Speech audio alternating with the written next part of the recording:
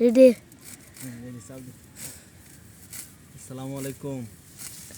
আমাদের ছোট একটি খামারের জন্য আমরা এখন ঘাস তুলব, যেটা অত্যন্ত অনেক সুস্বাদু, গরুর জন্য অনেক পুষ্টিকর খাবার এবং অল্প ঘাসই কিন্তু গরুর খাবারের মান উন্নত ও মোটা তাজা করার জন্য আপনারা কিন্তু চাইলে এসব উন্নত জাতের ঘাস এবং খড়, গম, ভুসির পাশাপাশি বিভিন্ন জায়গা থেকে ঘাস সংগ্রহ করে এসব ঘাস খাওয়াতে পারে। আর গরুর প্রধান প্রিয় খাবার ক্ষেত্রে কিন্তু এই সবুজ ঘাস। সবুজ ঘাস দ্বারাই কিন্তু গরু অনেক উন্নত হয় এবং মোটা তাজা হয়। আমরা এখন আমাদের ছোট্ট একটি খামারের জন্য